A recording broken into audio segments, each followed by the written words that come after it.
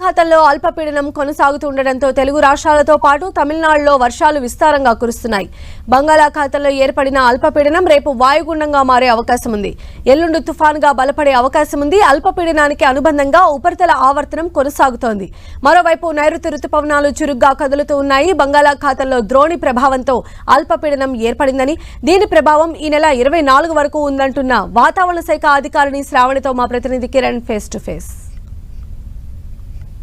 అల్పపీడనం ఏర్పడిన దీని ప్రభావంతో తెలుగు రాష్ట్రాల్లో ఎక్కడెక్కడ వర్షాలు పడే అవకాశం కనిపిస్తుంది. గడిచిన 2 రోజులుగా తెలంగాణలో పగటి ఉష్ణోగ్రతలు కూడా మరొకసారి పెరిగిన పరిస్థితి కనిపిస్తుంది. కాబట్టి రేపు ఎల్లుండి ఎక్కడ వర్షం పడే అవకాశం కనిపిస్తుంది. ఇక దీనికి సంబంధించి మనతో మాట్లాడేందుకు హైదరాబాద్ వాతావరణ శాఖ అధికారి శ్రావణి గారు చెప్పండి. గడిచిన 2 రోజుల నుంచి కూడా మరొకసారి పగటి ఉష్ణోగ్రతలు సాధారణ కంటే 1-2 డిగ్రీల ఉష్ణోగ్రత అధికంగా నమోదవుతుంది. ఇక దీనికి సంబంధించి ఎట్లా ఉండబోతుంది? మనకి ప్రస్తుతం చూసుకున్నట్లయితే పశ్చిమ మరియు మధ్య బంగాళాఖాతంలో ఒక ఉపరితల ఆవర్తనం అనేది ఏర్పడడం అయితే జరిగింది. ఈ ఉపరితల ఆవర్తనం మనకి ఈరోజు ఉదయం అల్పపీడనంగా మారింది. అది దాదాపుగా ఉత్తర తమిళనాడు మరియు దక్షిణ కోస్తాంధ్ర తీరం మీదుగా ఉంది. అది 24వ తేదీకి మనకి పూర్తిగా మధ్య బంగాళాఖాతంలోనికి ఈశాన్య దిశగా ప్రయాణించి వాయుగుండంగా మారే అవకాశం ఉంది. అది మరింతగా మనకి ఈశాన్య దిశగా ప్రయాణించి 25న మరింతగా బలపడే అవకాశం అయితే కనిపిస్తుంది.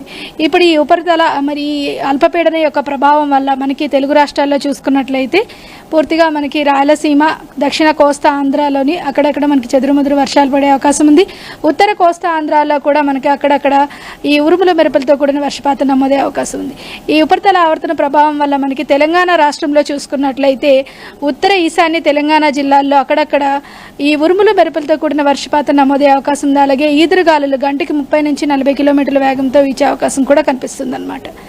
ఇక మనం ఉష్ణోగ్రతలకి చూసుకున్నట్లయితే దాదాపుగా మనకి అల్పపీడనం మధ్య బంగాళాఖాతంలోకి ప్రవేశిస్తున్నందువల్ల ఉత్తర దిశ నుంచి గాలులు వీస్తూ ఉండడం వల్ల పగటిపూట ఉత్తర తెలంగాణ జిల్లాల్లోని సాధారణం కంటే 1 నుంచి 2 డిగ్రీలు అధిక ఉష్ణోగ్రతలు నమోదవుతూ గత 24 గంటల్లో చూసుకున్నట్లయితే ఉత్తర తెలంగాణ జిల్లాలైన ఆదిలాబాద్, ఆసిఫాబాద్ పరిసర ప్రాంతాల్లో 42 డిగ్రీల కంటే అధికంగా ఉష్ణోగ్రతలు నమోదవడం అయితే జరిగింది.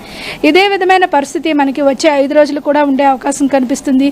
క్రమేపీనా తెలంగాణ రాష్ట్రం మొత్తం మీదుగా పగటిపూట ఉష్ణోగ్రతలు పెరిగే అవకాశం అయితే కనిపిస్తుంది. అంటే వీటితో పాటు నైరుతి ఋతుపవనాలకు సంబంధించిన ఇప్పటికే స్టార్ట్ అయిపోయింది కాబట్టి మనకి అనుకున్న సమయానికి ఈసారి కేరళం దాకా తర్వాత విస్తరిస్తూ తెలంగాణకి ఏ రోజుకి వచ్చే అవకాశం ఉంది? దాదాపుగా చూసుకున్నట్లయితే మనకి ప్రస్తుతానికి అండమాన్ నికోబార్ పరిసర ప్రాంతాలకైతే నైరుతి ఋతుపవనాలు చేరుకోవడం జరిగింది. ఈ ఉపరితల ఆవర్తనం పూర్తిగా అయిన తర్వాత కేరళకి దాదాపుగా 30వ తేదీ నుంచి మరింత ఈ ఋతుపవనాలు 30 నుంచి 1వ తేదీలో ఋతుపవనాలు చేరుకునే అవకాశం అయితే కనిపిస్తూ ఉంది. ఆ తర్వాత మనకి దాదాపుగా 8 నుంచి 11వ తేదీ మధ్యలో తెలంగాణకి కూడా చేరుకునే అవకాశం అయితే కనిపిస్తుంది. ప్రస్తుతానికైతే ఇటు ఉపరితల ద్రోణి ప్రభావంతో అల్పపీడనం ఏర్పడింది. అల్పపీడనం ప్రభావంతో ఇటు 2 తెలుగు రాష్ట్రాలకు సంబంధించి కూడా అక్కడక్కడ మోస్తారు నుంచి వర్షాలు పడే అవకాశం కనిపిస్తుంది. ఇక వీటి ప్రభావంగా గీస్తున్న ఈదురు గాలుల కారణంగా ప్రస్తుతానికైతే కొంత పగటిపూత ఉష్ణోగ్రతలు కూడా మరొకసారి సాధారణ కంటే 1-2 డిగ్రీల ఉష్ణోగ్రతలు నమోదుతున్నట్టు తెలుస్తుంది. గడిచిన 2 రోజుల నుంచి కూడా 43 డిగ్రీల పైగా చాలా చోట్ల ఇటు పగటిపూత ఉష్ణోగ్రతలు నమోదైనట్టుగా హైదరాబాద్ వాతావరణ శాఖ అధికారులు చెప్పిన. పృథ్వీతో కలిసి కిరణ్ టీవీ, హైదరాబాద్.